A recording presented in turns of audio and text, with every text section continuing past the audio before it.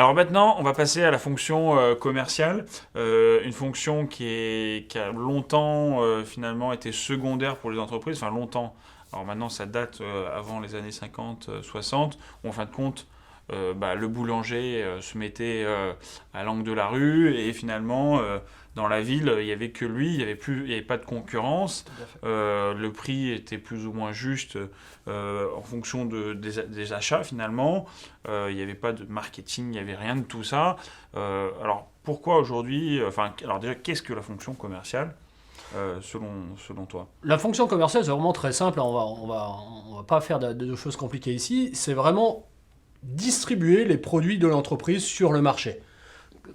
Quand je dis les produits, c'est vraiment tout type de produit. Ça peut être des services ou un produit physique. Donc c'est distribuer en fait ce que produit l'entreprise sur le marché. Le rendre disponible. C'est ça la fonction commerciale. D'accord, donc en fin de compte, quelles équipes on va retrouver là-dedans? Alors, on va vraiment retrouver deux types de personnes en fait là-dedans. On va retrouver ce qu'on va appeler des marketeurs, donc là, une sorte de partie de fonction marketing que l'on pourrait dire, où on va effectivement étudier les besoins des consommateurs, où on va aller se mettre sur un marché ou sur un autre, peut-être, je sais pas, le marché du luxe ou alors le marché du premier prix, et à qui on va aller vendre. Donc du coup, effectivement, ça va être des choses importantes au niveau du marketing. Et derrière, en fait, on va essayer de répondre à leurs besoins et d'aller leur proposer justement des produits et des services qui vont être en adéquation avec leurs besoins. Et ça, c'est vraiment la fonction commerciale. Ah oui, effectivement, c'est vrai que tout tourne autour du besoin, parce que avant, c'est vrai on réfléchissait pas forcément aux besoins du client, du consommateur. Alors d'ailleurs, on redéfinira ce qu'est un client et ce qu'est un consommateur, mais c'est vrai que avec la fonction, avec l'arrivée du marketing, avec l'arrivée et ben finalement de la concurrence, on parlait d'influence tout à l'heure, mais effectivement c'est avec l'arrivée de la concurrence qu'on a commencé finalement à réfléchir aux besoins et du coup de répondre à ce besoin avec des produits en cohérence avec ce qu'attendent finalement le marché. Exactement. Et pour faire simple, désolé, pour vous situer, vous allez très bien comprendre. Dans les années 50-60, tout ce que l'on produisait se vendait vraiment très très rapidement. Après, donc, c'est-à-dire que l'offre était inférieure à la demande. Dans les années 60-70, ça a commencé à s'équilibrer. L'offre et la demande se sont équilibrées dans les années 60. Et puis dans les années 70-80, l'offre est devenue beaucoup plus importante que la demande. Et c'est là où il a fallu commencer à marketer. Il a fallu commencer à faire de la publicité, même si ça existait depuis quelque temps déjà. Mais il a fallu donc du coup se préoccuper véritablement du besoin. Et en fait, on est venu même créer du besoin chez tous les êtres humains. Regardez tout ce que vous avez autour de vous. Il y a plein de choses au fond qui ont été créées. Est-ce que vous avez vraiment besoin d'une télévision pour vivre? Dans l'absolu, non, mais on en a tous besoin quasiment parce que ça fait partie de notre quotidien. Donc du coup, le marketing est venu là-dedans et la fonction commerciale donc vient nous apporter des solutions à tous ces besoins, toutes ces envies, D'ailleurs, on pourrait faire une vraie différence entre le besoin et l'envie là dans l'absolu.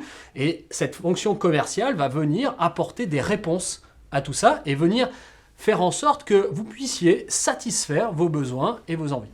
Effectivement, c'est marrant ce que tu dis juste là, où on crée le besoin. Moi, j'ai souvent un dicton que je rappelle parce qu'il est vraiment, je trouve, marquant, où quand on posait la question aux personnes, à la population, qui possédaient finalement des calèches avec des chevaux, quand on leur posait la question, quand on leur disait comment on pourrait améliorer finalement tout ça, ils répondaient souvent je voudrais avoir des chevaux qui courent plus vite.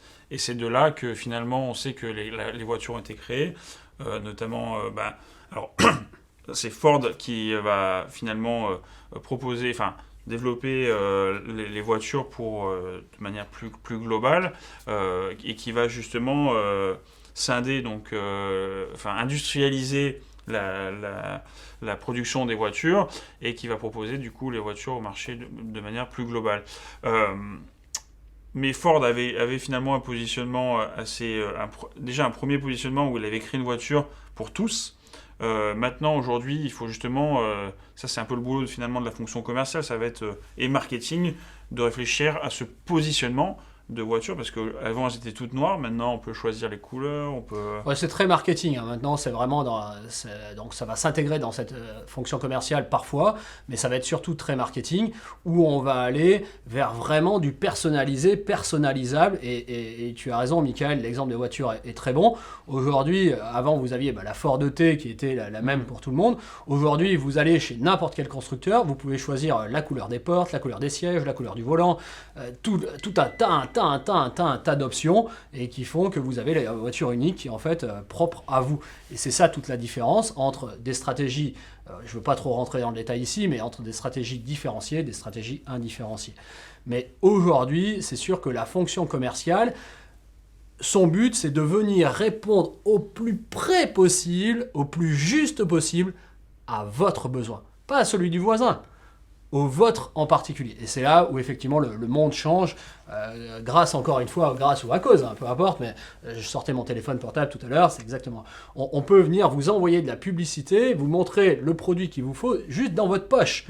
C'est un truc de fou. Donc la fonction commerciale aussi a énormément évolué grâce à toutes ces nouvelles technologies, mais elle doit donc prendre en considération de comment je vais toucher mes clients, comment je vais toucher mes prospects, comment je vais répondre à leurs besoins, et donc du coup comment je vais faire passer l'information de mon produit ou mon service qui va répondre justement à ces besoins.